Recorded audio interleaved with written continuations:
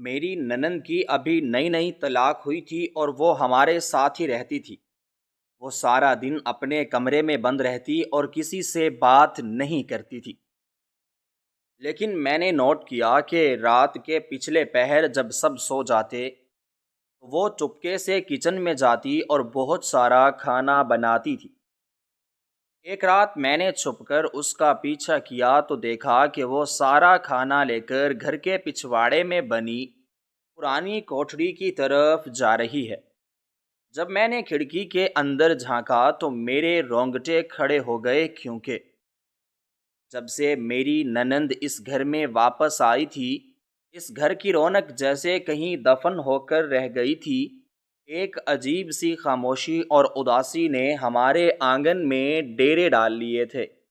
مجھے آج بھی وہ دن یاد ہے جب وہ شادی کے بعد کتنے ارمانوں اور بے شمار خوشیوں کے ساتھ رخصت ہوئی تھی۔ پورے محلے میں اس کی شادی دھوم کی تھی۔ لال سرخ جوڑے میں وہ کسی شہزادی سے کم نہیں لگ رہی تھی۔ سب کی آنکھوں میں خوشی کے آنسو تھے اور دلوں میں اس کے لیے ڈھیروں دعائیں تھیں۔ لیکن قسمت کا کھیل بھی کتنا عجیب اور بے رحم ہوتا ہے کہ انسان سوچتا کچھ ہے اور ہوتا کچھ ہے۔ محض چند سالوں کے بعد ہی وہ اپنے بنے بنائے گھر سے ہمیشہ کے لیے نکال دی گئی اور اسے واپس اسی دہلیز پر آنا پڑا جہاں سے وہ سرخ جوڑے میں رخصت ہوئی تھی۔ اس کی واپسی کا وہ دن قیامت سے کم نہیں تھا جب وہ ایک اجڑے ہوئے روپ میں دروازے پر کھڑی تھی۔ اس کی آنکھوں کی چمک آنسوؤں میں بہہ چکی تھی اور چہرے پر ایک ایسی ویرانی تھی جو دیکھنے والوں کے دل چیر دیتی تھی۔ اس کی واپسی پر گھر کا ہر فرد شدید صدمے میں تھا۔ میری ساس جو اس کی ماں تھی، ان کی تو جیسے دنیا ہی لٹ گئی تھی۔ وہ ہر وقت جائے نماز پر بیٹھی روتی رہتی تھیں اور اپنے رب سے شکوے کرتی تھیں کہ ان کی بیٹی کے ساتھ ایسا کیوں ہوا۔ ان کے آنسو کسی طور پر تھمنے کا نام نہیں لیتے تھے۔ محلے کی عورتیں جب بھی ملنے آتیں تو ہمدردی کے روپ میں طرح طرح کے چھپتے ہوئے سوالات کرتیں۔ کوئی کہتی کہ ضرور لڑکی میں ہی کوئی خامی ہوگی، کوئی کہتی کہ صبر کر لیتی تو گھر بچ جاتا۔ یہ طعنے اور ہمدردیاں ہمارے زخموں پر نمک چھڑک کر چلی جایا کرتی تھیں۔ شروع میں تو سب نے اس کا بہت خیال رکھا، اسے دلاسے دیے، اسے سمجھایا کہ جو ہوتا ہے اچھے کے لیے ہوتا ہے۔ میرے شوہر جو اس کے سگے بھائی تھے وہ بھی اسے تسلیاں دیتے رہے کہ یہ برا وقت بھی گزر جائے گا اور وہ اس کا سایہ بن کر رہیں گے، اسے کسی چیز کی کمی نہیں ہونے دیں گے۔ لیکن وقت کے ساتھ ساتھ انسانی رویے بدلنے لگتے ہیں اور ہمدردی آہستہ آہستہ بوجھ میں بدلنے لگتی ہے۔ ہمارے گھر کے حالات بھی کچھ زیادہ اچھے نہیں تھے۔ مہنگائی نے سب کی کمر توڑ رکھی تھی اور ایک کمانے والے پر پورے گھر کی بھاری ذمہ داری تھی۔ ایسے میں ایک اور فرد کا مستقل طور پر گھر میں بیٹھ جانا اندر ہی اندر سب کے لیے شدید پریشانی کا باعث بن رہا تھا۔ اگرچہ کوئی بھی یہ بات کھل کر نہیں کہتا تھا، لیکن چہروں کے تاثرات، ماتھے کی شکنیں اور بدلے ہوئے رویے بہت کچھ بیان کر دیتے تھے۔ میری ننند بھی کوئی کم فہم نہیں تھی۔ وہ ان تمام باتوں اور بدلتے ہوئے رویوں کو بڑی خاموشی سے اور گہرائی سے محسوس کر رہی تھی۔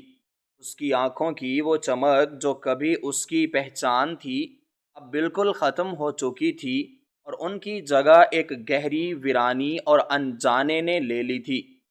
وہ سارا دن اپنے کمرے میں گمسم بیٹھی رہتی اور کسی سے زیادہ بات چیت نہ کرتی۔ بس جب اسے بلایا جاتا تو وہ خاموشی سے آ کر اپنا کام کر لیتی یا تھوڑا بہت کھانا کھا لیتی۔ لیکن ایک دن کچھ ایسا ہوا جس نے اس گھر کی فضا کو ہمیشہ کے لیے بدل کر رکھ دیا اور ایک ایسا خوفناک تجسس پیدا کر دیا جس نے میری راتوں کی نیندیں اڑا دیں۔ وہ دوپہر کا وقت تھا، گرمی اپنے عروج پر تھی اور حبس کی وجہ سے سانس لینا بھی محال ہو رہا تھا۔ چھت والا پنکھا گرم ہوا پھینک رہا تھا اور ہم سب دسترخوان پر بیٹھے کھانا کھا رہے تھے۔ اس دن گھر میں سبزی بنی تھی اور میرے شوہر کے چہرے پر دن بھر کی تھکاوٹ اور شدید غصے کے آثار نمایاں تھے۔ وہ مسلسل گھر کے بڑھتے ہوئے اخراجات اور روز بروز بڑھتی ہوئی مہنگائی کا رونا رو رہے تھے۔ بات کرتے کرتے اچانک ان کا لہجہ انتہائی تلخ ہو گیا اور انہوں نے سیدھا اپنی بہن کی طرف دیکھتے ہوئے زہریلے انداز میں کہا کہ آج کل کے دور میں اپنا گزارا کرنا مشکل ہے اور اوپر سے طلاق یافتہ بہنوں کا بوجھ اٹھانا تو جان لیوا ہو جاتا ہے۔ یہ ساری زندگی اب ہمارے ٹکڑوں پر ہی پلے گی اور ہم غریبوں کو ان کا خرچہ اٹھانا پڑے گا۔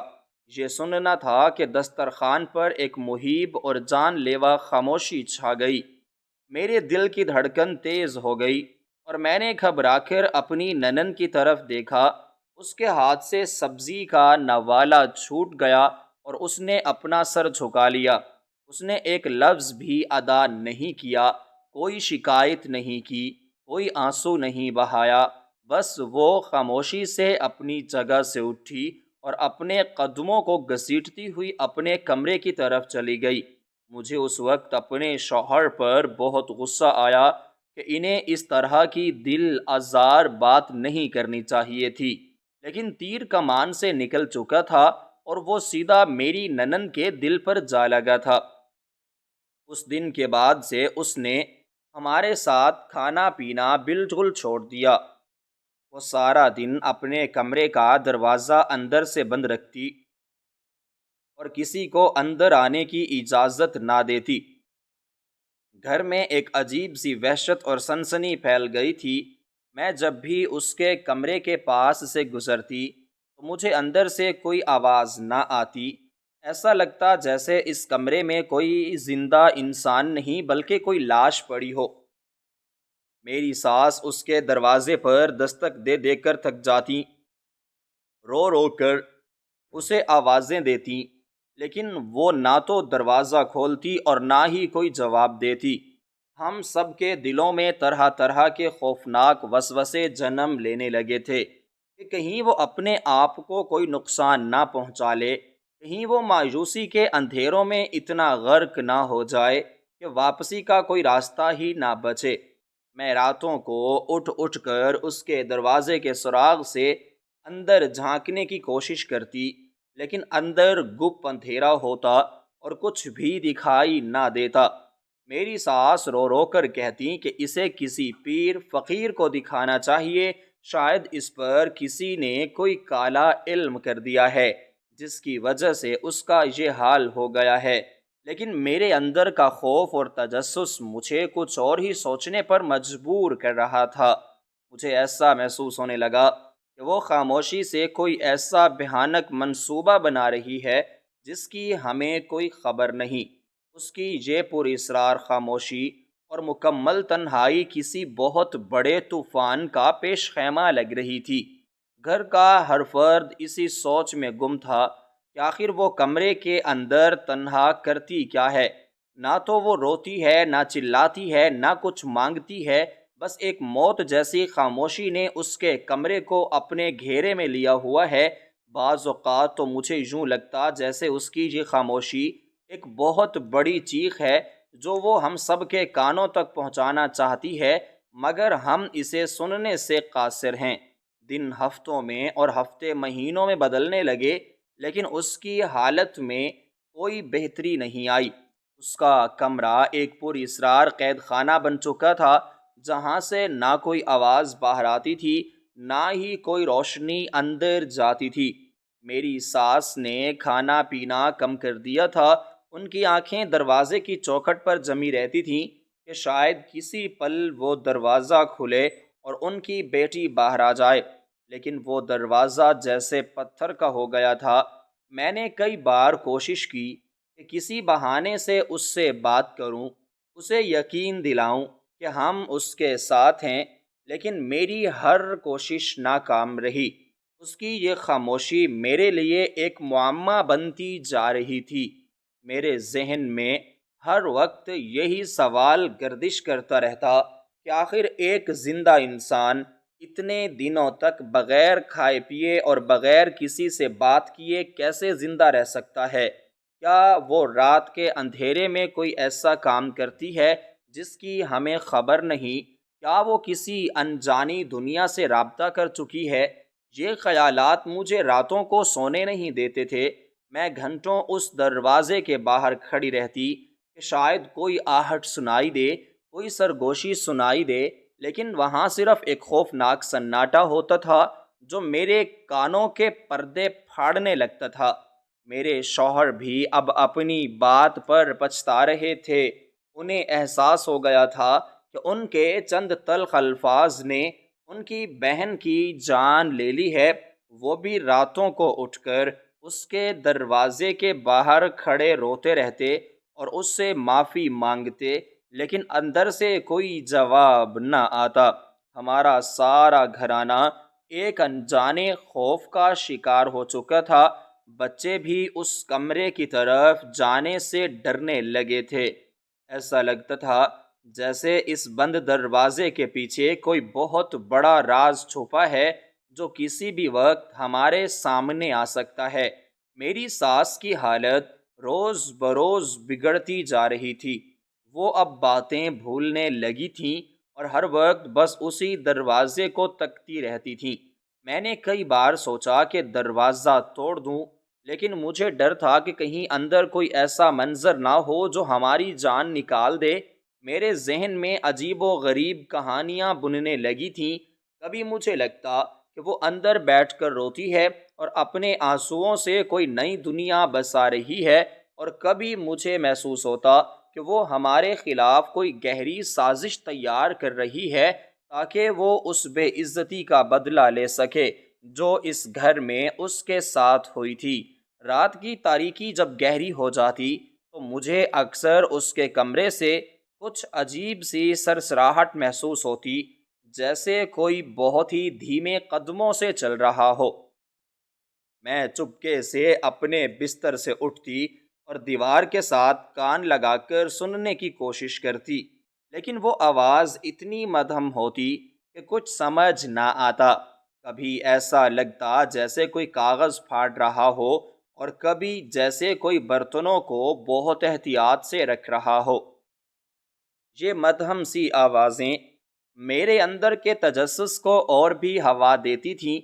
میں نے اپنے شوہر کو بھی کئی بار جگا کر یہ بات بتائی، لیکن وہ ہر بات یہی کہہ کر ٹال دیتے کہ یہ میرا وہم ہے اور پرانے گھروں میں ایسی آوازیں آتی رہتی ہیں، لیکن ایک عورت کا دل اور اس کی چھٹی حس کبھی غلط نہیں ہوتی۔ مجھے یقین ہو چلا تھا کہ اس بند دروازے کے پیچھے کوئی معمول کی بات نہیں ہو رہی، بلکہ وہاں کچھ ایسا پک رہا ہے جو ہماری سوچ سے بھی کوسوں دور ہے۔ میری ننند، جس نے اپنی ساری زندگی ایک فرما بردار اور خاموش لڑکی کی طرح گزاری تھی، وہ اچانک اتنی پر اسرار کیسے ہو سکتی تھی؟ اس کا یوں سب سے کٹ جانا اور اپنے آپ کو ایک کمرے تک محدود کر لینا کوئی معمولی واقعہ نہیں تھا۔ محلے کے لوگوں نے بھی اب ہمارے گھر آنا کم کر دیا تھا، کیونکہ سب کو یہ محسوس ہونے لگا تھا کہ ہمارے گھر پر کوئی سایہ ہے یا کوئی منحوس گھڑی آن پہنچی ہے۔ میں ہر وقت بس اسی طاق میں رہتی کہ کسی طرح اس کے کمرے کی چابی مل جائے یا مجھے کوئی سراغ ملے جس سے میں اس راز تک پہنچ سکوں جو اس نے ہم سب سے چھپا رکھا تھا۔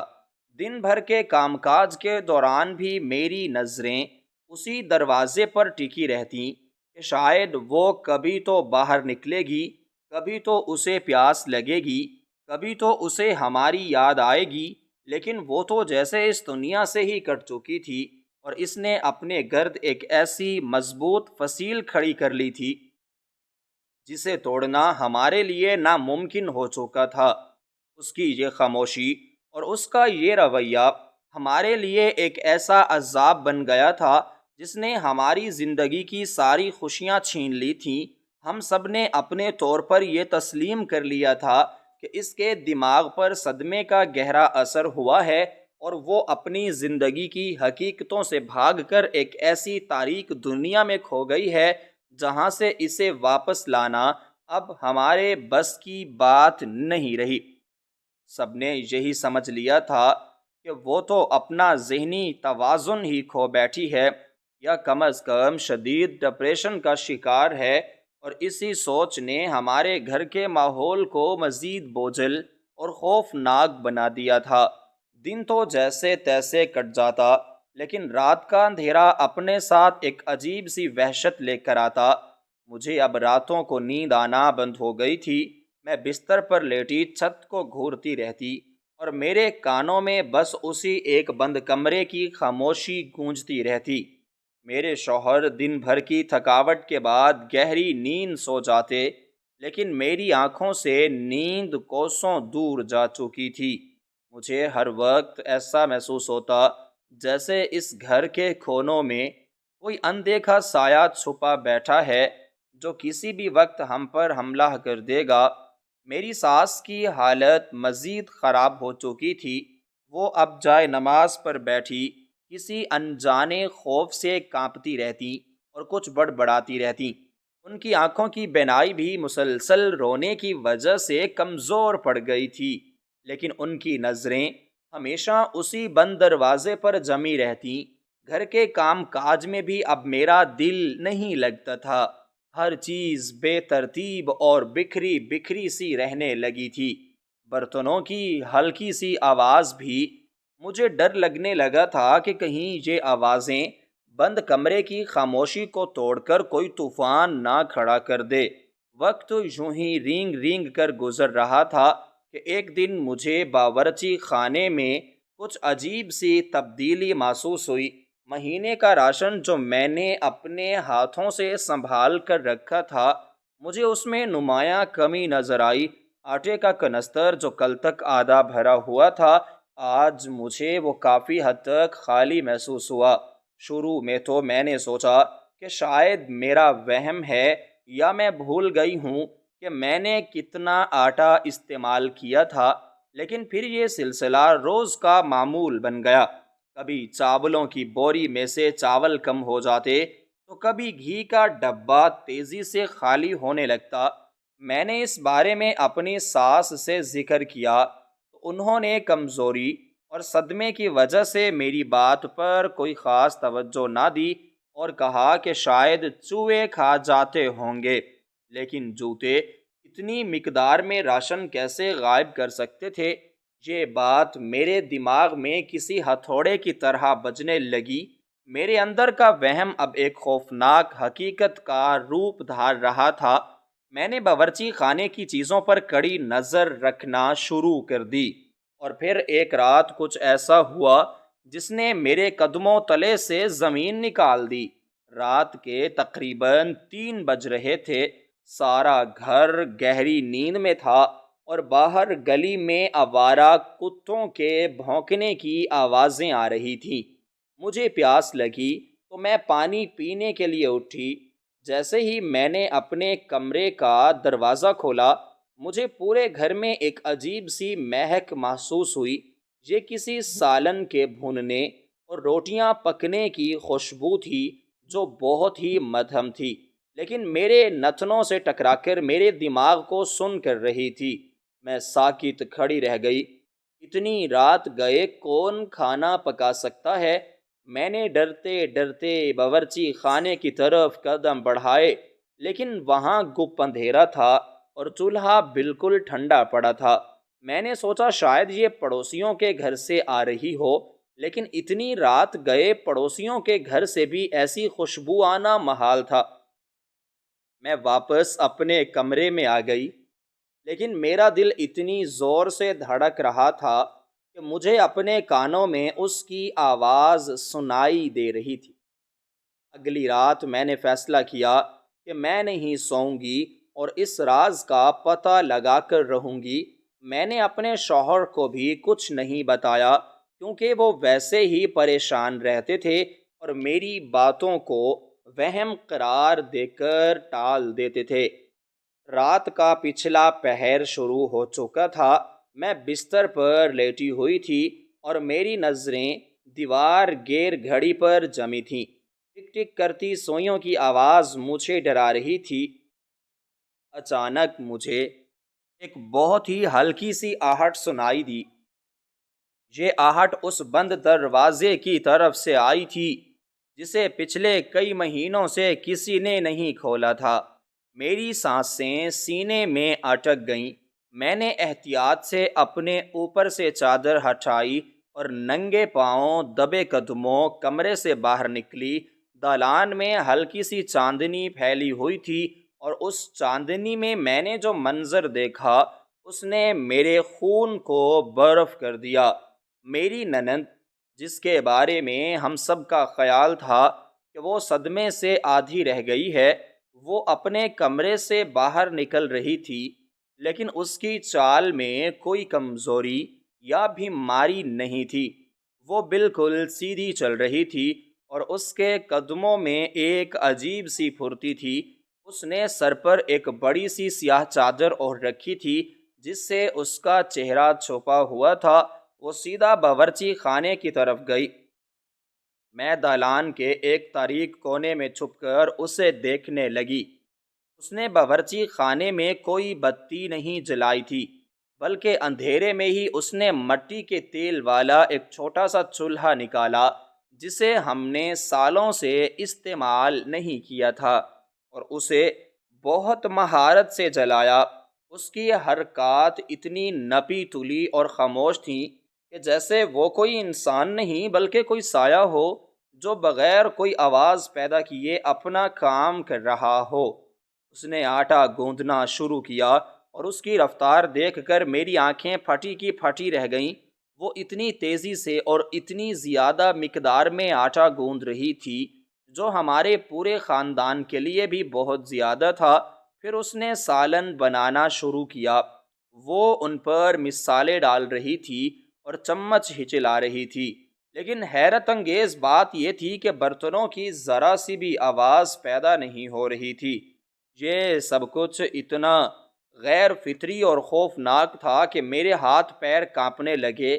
میرے ذہن میں بچپن میں سنی ہوئی وہ تمام کہانیاں گھومنے لگیں جن میں چڑیلیں اور بدروحیں رات کے اندھیرے میں انسانوں کا روپ دھار کر خوفناک کام کرتی ہیں۔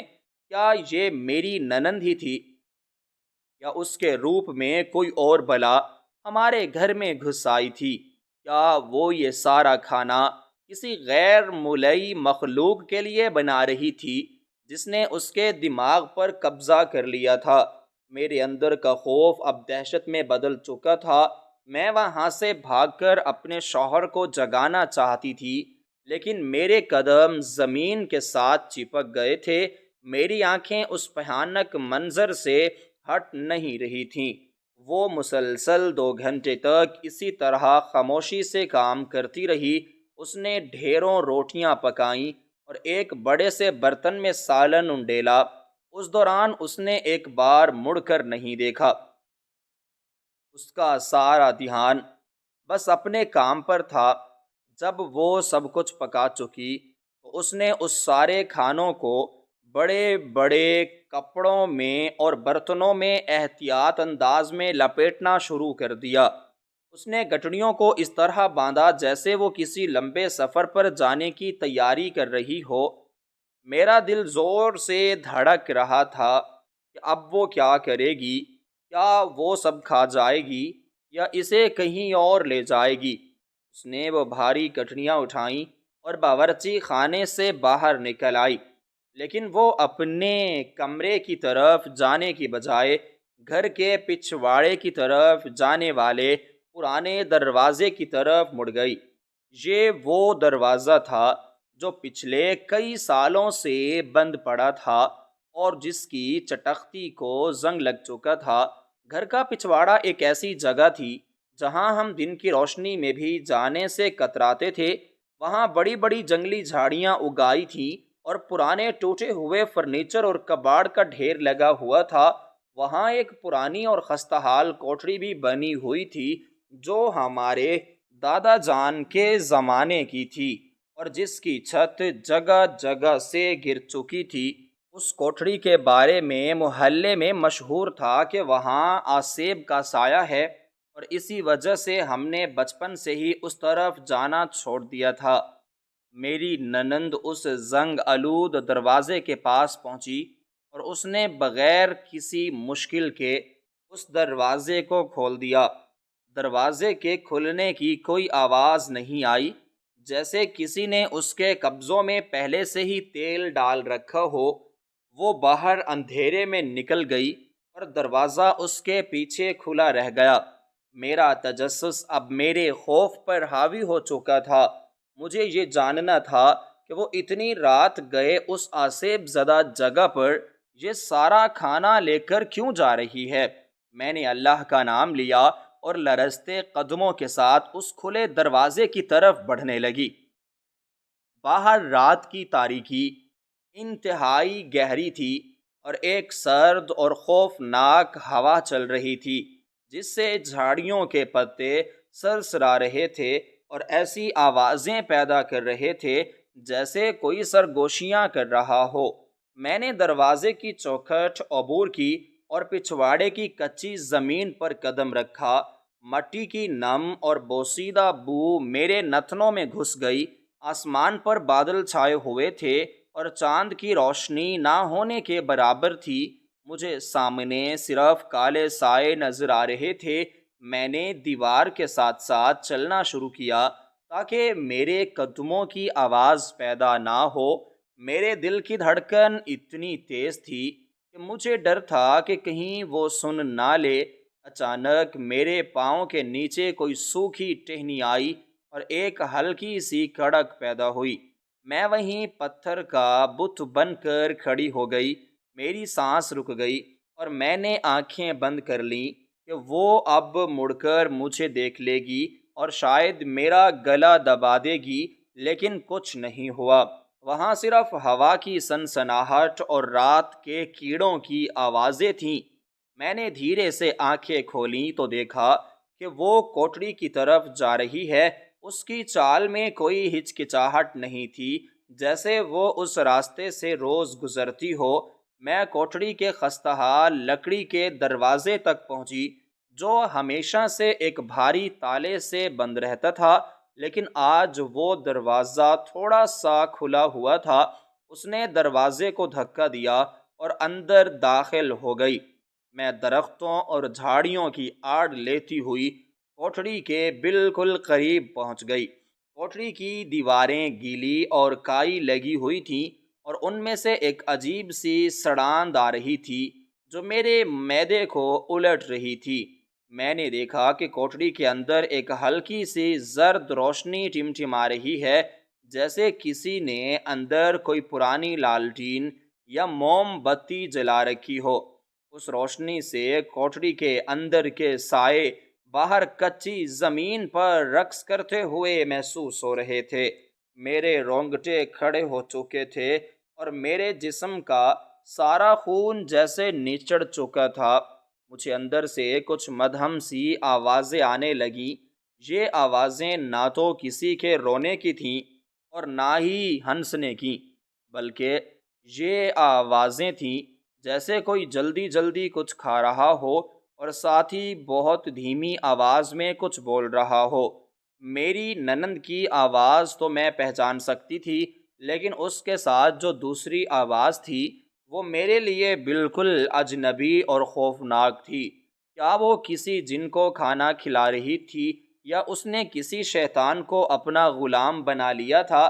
میرے ذہن میں خوفناک خیالات کا ایک ایسا طوفان برپا تھا۔ میرا دل چاہ رہا تھا کہ میں زور سے چیخ مار کر وہاں سے بھاگ جاؤں اور پورے گھر کو جگا دوں، لیکن میری آواز میرے گلے میں ہی پھنس کر رہ گئی تھی۔ میرے پیروں میں اتنی سکت نہیں تھی کہ میں ایک قدم بھی پیچھے ہٹ سکوں۔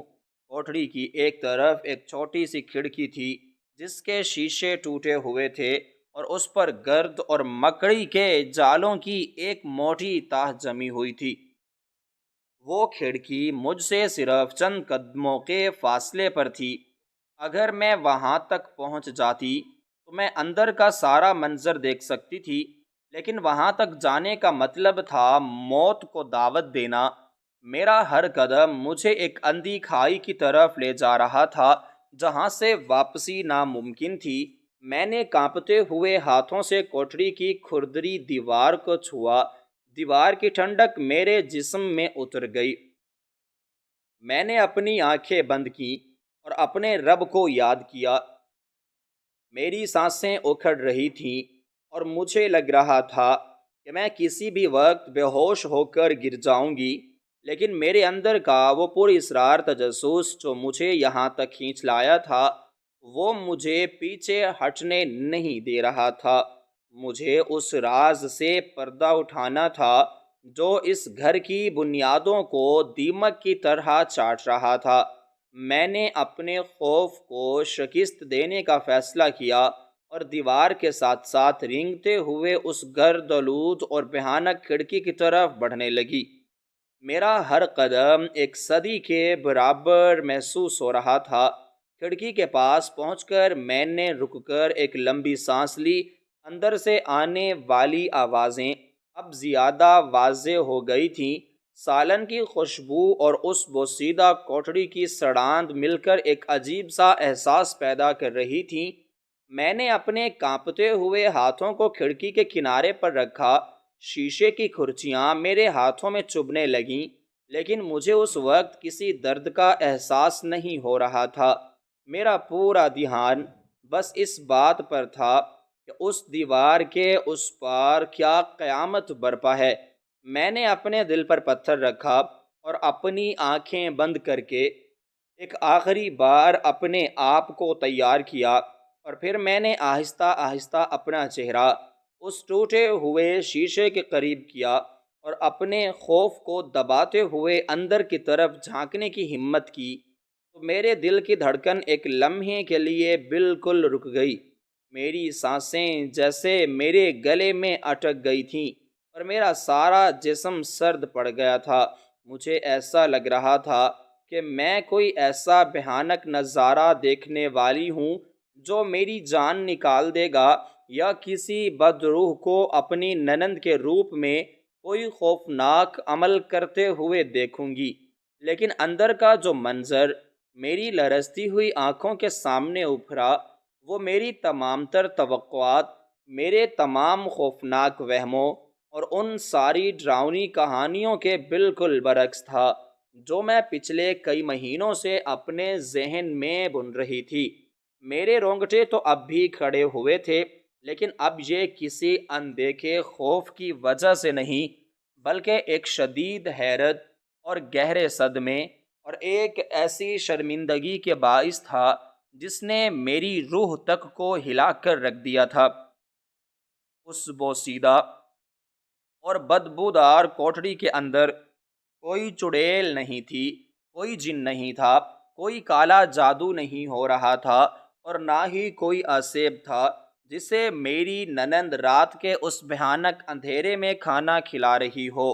وہاں تو کوئی غیر مرئی یا خوفناک مخلوق تھی ہی نہیں، بلکہ وہاں ایک ایسی زندہ اور تلخ حقیقت موجود تھی جس نے میرے ذہن کے تمام اجالوں کو ایک ہی لمحے میں صاف کر دیا اور مجھے میری اپنی ہی نظروں میں گرا دیا۔ کوٹھڑی کے بالکل درمیان میں جہاں کبھی کباڑ کا ڈھیر ہوا کرتا تھا، وہاں اب ایک پرانی سی لکڑی کی میز رکھی ہوئی تھی جسے بہت سی صفائی سے دھو کر اور رگڑ کر اس پر ایک صاف ستھرا اور اجلا کپڑا بچھایا گیا تھا، اور اس کے بالکل اوپر ایک مٹی کے تیل والا پرانا لیمپ جل رہا تھا جس کی ہلکی اور زرد روشنی نے اس تاریک، نم آلود اور بوسیدہ کوٹڑی کو ایک عجیب سی حرارت، ایک انوکھا سکون، ایک نئی زندگی بخش دی تھی۔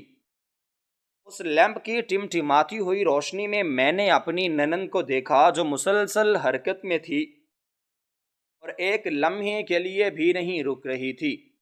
اس کے چہرے پر وہ موت جیسی زردی، وہ تھکاوٹ اور وہ گہری ویرانی بالکل نہیں تھی جو میں پچھلے کئی مہینوں سے دن کے اجالے میں اس کے کمرے میں دیکھتی آ رہی تھی، جب وہ ایک بے جان لاش کی طرح بستر پر پڑی رہتی تھی، بلکہ اس وقت اس کے چہرے پر محنت کا پسینہ چمک رہا تھا۔ وہ اس حبس زدہ کوٹھڑی میں پسینے میں مکمل طور پر شرابور تھی، اور اس کے دونوں ہاتھ اتنی تیزی اور مہارت سے چل رہے تھے کہ مجھے اپنی آنکھوں پر یقین نہیں آ رہا تھا۔ وہ ایک لاش یا ایک پاگل عورت نہیں تھی، بلکہ وہ ایک جیتی جاگتی محنت کش اور انتہائی خوددار عورت کا روپ دھار چکی تھی۔ کوٹھڑی کے ایک صاف کیے گئے کونے میں وہی چھوٹا سا چولہا رکھا تھا جس پر اس نے تھوڑی دیر پہلے اس قدر محنت سے کھانا بنایا تھا، اور اب وہ چولہا بند تھا، لیکن اس کے آس پاس بہت سے گتے کے ڈبے، صاف ستھرے لفافے اور مٹی کے چھوٹے چھوٹے برتن انتہائی سلیقے اور ترتیب سے رکھے ہوئے تھے۔ وہ ان خالی ڈبوں کو ایک ایک کر کے کھولتی اور ان میں بہت نفاست اور احتیاط کے ساتھ وہ سارا گرم اور خوشبودار کھانا پیک کر رہی تھی جو اس نے ابھی ابھی اپنے جلے ہوئے ہاتھوں سے بنایا تھا۔ کبھی وہ گرم روٹیوں کو گن کر انتہائی ترتیب سے تہہ کر کے موٹے کاغذ میں لپیٹ کر رکھتی تاکہ وہ نرم رہیں، اور کبھی وہ سالن کو ان چھوٹے برتنوں میں احتیاط سے انڈیلتی اور ان کے ڈھکن اتنی مضبوطی سے بند کرتی کہ ایک قطرہ بھی باہر نہ گرے۔ اس کی ہر حرکت میں ایک عجیب سا اعتماد، ایک پختگی اور ایک ایسا جذبہ تھا جو میں نے اس میں پہلے کبھی نہیں دیکھا تھا۔ وہ ایک ایسی ہاری ہوئی عورت بالکل بھی نہیں لگ رہی تھی جسے دنیا نے ٹھکرا دیا ہو، بلکہ وہ ایک ایسی جنگجو لگ رہی تھی جو اپنے حالات سے لڑنے کے لیے میدان میں اتر چکی ہو۔ مجھے اچانک ان تمام مدھم اور پر اسرار آوازوں کی سمجھ آنے لگی جو میں رات کے پچھلے پہر اپنے بستر پر لیٹ کر سنا کرتی تھی، اور جنہیں سن کر میں خوف سے کانپنے لگتی تھی۔ وہ کاغذ کے پھٹنے کی آوازیں دراصل ان ڈبوں کو کھولنے اور بند کرنے کی آوازیں تھیں، اور وہ برتنوں کی ہلکی سرسراہٹ اسی پیکنگ کے عمل کا حصہ تھی جسے وہ اتنی احتیاط سے کرتی تھی کہ کسی کو خبر نہ ہو۔ میرا ذہن تیزی سے ماضی کی طرف توڑا، اور مجھے وہ منحوس اور سایہ دوپہر یاد آ گئی جب ہم سب دسترخوان پر بیٹھے تھے اور میرے شوہر نے انتہائی بے دردی، بے حسی اور غصے میں آ کر اسے طعنہ دیا تھا کہ طلاق یافتہ بہنوں کا بوجھ اٹھانا بہت مشکل ہوتا ہے اور وہ ساری زندگی ہمارے ٹکڑوں پر پلے گی۔ اس دن اس نے کوئی جواب نہیں دیا تھا، اس نے پلٹ کر کوئی شکوہ نہیں کیا تھا، بس خاموشی سے اپنے کمرے میں چلی گئی تھی۔ ہم سب نے یہی سمجھا تھا کہ وہ اس طعنے کے صدمے سے پاگل ہو گئی ہے یا شرمندگی کے مارے ہم سے منہ چھپاتی پھر رہی ہے، اور اب وہ ساری زندگی اسی کمرے میں روتے ہوئے گزار دے گی۔ لیکن حقیقت تو کچھ اور ہی تھی۔ وہ ہم سے منہ نہیں چھپا رہی تھی، اور نہ ہی وہ پاگل ہوئی تھی، بلکہ وہ اپنے اندر کی اس سوئی ہوئی خودداری کو جگا رہی تھی جسے میرے شوہر کے تلخ اور زہریلے الفاظ نے بری طرح مجروح کر دیا تھا۔ اس نے اپنے ہی سگے بھائی پر بوجھ بننے کی بجائے اپنی عزت نفس کو بچانے کا ایک انتہائی کٹھن فیصلہ کیا تھا۔ وہ رات کے اس بھیانک اندھیرے میں اپنی نیندیں قربان کر کے جاگتی تھی اور اپنے لیے ایک نیا اور باعزت راستہ بنا رہی تھی۔ وہ اپنے آنسوؤں کو پی کر، اپنے دکھوں کو سینے میں دبا کر اور اپنے ہاتھوں کو جلا کر اپنا حلال رزق کما رہی تھی تاکہ اسے کسی کے سامنے ہاتھ نہ پھیلانا پڑے اور کوئی اسے دوبارہ یہ طعنہ نہ دے سکے کہ وہ کسی کے ٹکڑوں پر پل رہی ہے یا وہ کسی پر بوجھ ہے۔ میری آنکھوں سے بے اختیار آنسو بہنے لگے اور میرے دل میں ایک ایسا درد اور دکھ اٹھا جس نے میری روح تک کو چھلنی کر دیا، اور مجھے اپنے وجود سے کراہت آنے لگی۔ ہم کتنے ظالم، کتنے بے حس اور کتنے اندھے لوگ تھے جو ایک ہی چھت کے نیچے رہتے ہوئے بھی اس کے دل کے درد اور اس کی تڑپ کو نہیں سمجھ سکے تھے۔ ہم نے اس کی گہری خاموشی کو، اس کی کمزوری اور اس کی ذہنی بیماری سمجھ لیا تھا، جبکہ وہ خاموشی تو اس کی سب سے بڑی طاقت اور اس کا سب سے بڑا ہتھیار تھی، جس کے سہارے وہ اتنی بڑی اور کٹھن جنگ تنے تنہا بغیر کسی کی مدد کے لڑ رہی تھی۔ وہ اکیلی اس خوفناک اور ویران کوٹڑی میں روزانہ رات کو آتی تھی، جہاں دن کے وقت روشن اجالے میں بھی ہم جانے سے ڈرتے تھے اور بچوں کو بھی وہاں جانے سے منع کرتے تھے، لیکن اس کا ہر طرح کا خوف اس کے پختہ عزم اور اس کی مجبوری کے سامنے گھٹنے ٹیک چکا تھا۔ وہ اپنے حصے کا تھوڑا سا راشن استعمال کر کے نہایت لذیذ کھانا بناتی اور اسے رات کے اندھیرے میں فروخت کرنے کا بندوبست کر رہی تھی۔ مجھے یاد آیا کہ جو تھوڑا بہت راشن کم ہو رہا تھا، وہ شاید اس نے اپنی کسی بچی کھچی چیز یا اپنے کسی پرانے زیور کو بیچ کر منگوایا ہو اور اسے ہمارے راشن میں ملا دیا ہو، یا وہ اپنے ہی حصے کا کھانا بچا کر یہ سب انتہائی ایمانداری سے کر رہی ہو۔ اس کی یہ کٹھن محنت اور اس کی یہ سچی لگن دیکھ کر میں وہیں اس گرد آلود کھڑکی کے پاس کچی اور گیلی زمین پر بیٹھ گئی اور اپنے آپ کو، اپنے شوہر کو اور اپنے سارے خاندان کو کوسنے لگی۔ میں نے اپنا ہاتھ اپنے دونوں ہاتھوں میں سختی سے چھپا لیا تاکہ میرے رونے اور میری سسکیوں کی آواز باہر نہ نکل سکے اور اس کی اس محنت میں کوئی خلل نہ پڑے۔ مجھے اپنے شوہر کے ان الفاظ پر اتنی شدید نفرت محسوس ہو رہی تھی کہ میں الفاظ میں بیان نہیں کر سکتی کہ کیسے ہم اپنے ہی خون کو، اپنے ہی رشتوں کو ایک بوجھ سمجھنے لگتے ہیں، اور جب وہ خود کو سنبھالنے کی کوشش کرتے ہیں تو ہم ان کا سہارا بننے کی بجائے ان کے راستے میں رکاوٹ بن جاتے ہیں اور ان کی روح کو زخم دیتے ہیں۔ میں مسلسل رو رہی تھی اور میرے اندر کا ہر وہم، ہر تجسس اور ہر اندیکھا خوف اب ایک گہری عقیدت، ایک بے پناہ احترام اور ایک ناختم ہونے والی شرمندگی میں بدل چکا تھا۔ میں نے اپنے آنسو صاف کیے اور دوبارہ ہمت کر کے اس ٹوٹے ہوئے شیشے سے اندر کی طرف دیکھا۔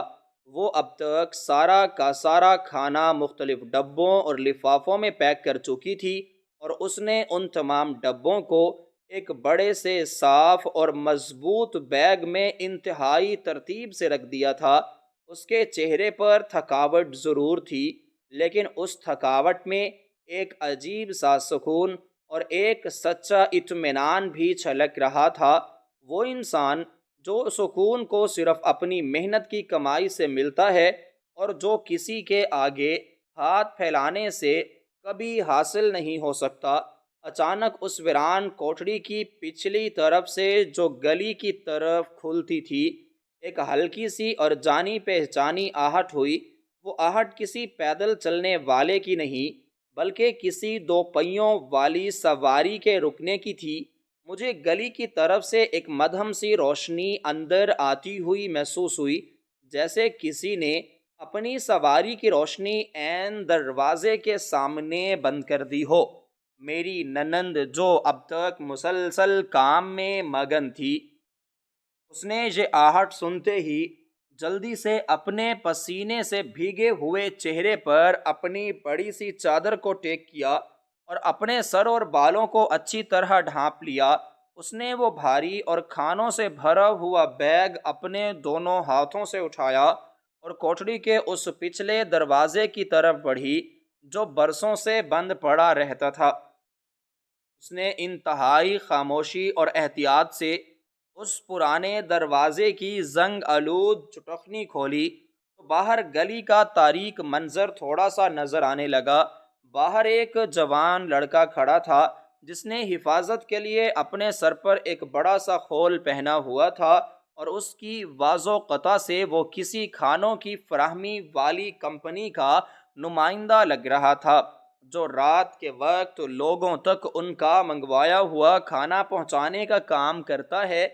اس لڑکے نے بغیر کوئی بات کیے اور انتہائی ادب سے اپنا ایک بڑا سا بیگ آگے کیا۔ میری ننند نے وہ سارا کا سارا پیک کیا ہوا کھانا اس کے بیگ میں انتہائی ترتیب سے رکھ دیا۔ یہ سارا عمل اتنی خاموشی، اتنی ہم آہنگی اور اتنی تیزی سے ہوا کہ جیسے وہ دونوں روزانہ رات کو اس طرح یہ کام کرتے ہوں اور انہیں ایک دوسرے سے کچھ بولنے کی ضرورت ہی نہ پڑتی ہو۔ لڑکے نے وہ بیگ مضبوطی سے بند کیا اور اپنی جیب میں ہاتھ ڈال کر کچھ نکال کر میری ننند کی طرف بڑھایا۔ وہ اس کی رات بھر کی محنت کا معاوضہ اور اس کی خودداری کا صلہ تھا۔ میری ننند نے وہ رقم اپنے کانپتے ہوئے اور تھکے ہوئے ہاتھوں سے تھامی تو اس لیمپ کی روشنی میں نے اس کی اداس آنکھوں میں ایک انوکھی چمک دیکھی۔ یہ وہ چمک تھی جو اس کی شادی کے ٹوٹنے کے صدمے کے بعد ہمیشہ کے لیے چھن گئی تھی۔ یہ چمک اس بات کی زندہ گواہی تھی کہ وہ اب کسی کا محتاج نہیں رہی۔ اس نے اپنے قدموں پر کھڑا ہونا سیکھ لیا ہے اور اس نے اپنے بھائی کے طعنوں کا جواب اپنی خاموشی محنت سے دیا ہے۔ لڑکے نے کمال احترام سے اپنا سر ہلایا اور میری ننند کو کچھ پیسے دیے اور خاموشی سے چلا گیا۔ اس کے جانے کے بعد میری ننند نے انتہائی اطمینان سے وہ پرانا زنگلود دروازہ دوبارہ بند کیا اور اس کی مضبوط چٹکنی لگا دی۔ اس نے اپنے ہاتھ میں پکڑے ہوئے ان چند روپوں کو اپنی نم آنکھوں سے لگایا اور پھر انہیں چوم کر اپنے دوپٹے کے پلو کے ساتھ انتہائی حفاظت سے باندھ لیا۔ اس کے چہرے پر گرنے والے آنسو اب دکھ یا بے بسی کے نہیں تھے، بلکہ یہ ایک ایسی ہاری ہوئی عورت کی فتح کے آنسو تھے جس نے اپنے حالات سے ہار ماننے کی بجائے محنت اور عزت کا راستہ چنا تھا۔ مجھے اب پوری طرح سمجھ آ چکا تھا کہ وہ رات کی تاریکی میں اپنے اس بوسیدہ کمرے کو ایک ایسے خفیہ باورچی خانے میں بدل چکی تھی جہاں سے وہ محلے اور شہر کے لوگوں کو گھر کا بنایا ہوا صاف ستھرا کھانا فراہم کرتی تھی، اور یہ سب وہ کسی جدید رابطے کے نظام کے ذریعے کر رہی تھی تاکہ کسی کو اس کی شناخت کا علم نہ ہو اور اس کے خاندان کی عزت پر کوئی حرف نہ آئے۔ وہ دن بھر اس لیے اپنے کمرے میں بند رہ کر سوتی تھی تاکہ رات بھر جاگ کر محنت کر سکے اور اپنے بھائی کے اس طعنے کو ہمیشہ کے لیے غلط ثابت کر سکے کہ طلاق یافتہ بہنیں بوجھ ہوتی ہیں۔ یہ منظر دیکھ کر میری ٹانگوں سے جان نکل گئی اور میں وہیں گیلی مٹی پر گر پڑی۔ میرے اندر ندامت کا ایک ایسا طوفان اٹھا جس نے میرے غرور اور میری خاندانی انا کو پاش پاش کر دیا۔ ہم کتنے کم ظرف لوگ تھے جو ایک ٹوٹی ہوئی اور مجروح عورت کو سہارا دینے کی بجائے اسے اپنے طعنوں سے مزید توڑ رہے تھے۔ اور جب اپنا گھر اجڑنے کے بعد میکے واپس آتی ہے تو وہ کوئی بوجھ نہیں ہوتی، بلکہ وہ تو ایک ایسا زخمی پرندہ ہوتی ہے جسے مرہم اور اپنوں کی محبت کی ضرورت ہوتی ہے، لیکن ہم نے اسے مرہم دینے کی بجائے اس کے زخموں پر اپنے کڑوے اور زہریلے الفاظ کا نمک چھڑکا تھا۔ آج اس خستہ حال کوٹری میں جلنے والے اس چھوٹے سے لیمپ کی روشنی نے مجھے زندگی کا سب سے بڑا اور کڑوا سبق سکھا دیا تھا کہ انسان کے ادا کیے گئے تلخ الفاظ تلوار سے بھی زیادہ گہرا اور جان لیوا زخم دیتے ہیں، لیکن خودداری اور غیرت وہ عظیم طاقت ہے جو ان تمام زخموں کو بھرنے کی صلاحیت رکھتی ہے۔ میں نے روتے ہوئے یہ فیصلہ کیا کہ اب میں اس خاموش جنگ میں اسے تنہا نہیں چھوڑوں گی۔ میں کل صبح ہی اپنے شوہر کو اس کی اس عظیم محنت اور قربانی کا بتاؤں گی اور ہم دونوں اس کے سامنے ہاتھ جوڑ کر اپنی اس بے حسی کی معافی مانگیں گے جو ہم نے انجانے میں اس کے ساتھ رواں رکھی تھی۔ ہم اسے بتائیں گے کہ کہ وہ ہمارے لیے کوئی بوجھ نہیں بلکہ ہمارے خاندان کا فخر ہے، جس نے دکھ اور بے بسی کے اندھیروں میں اپنے لیے عزت کی روزی کا خود ایک نیا راستہ تراشا ہے۔ انسان کی اصل پہچان اس کے گرنے میں نہیں بلکہ گر کر دوبارہ اپنے پیروں پر کھڑے ہونے میں ہے۔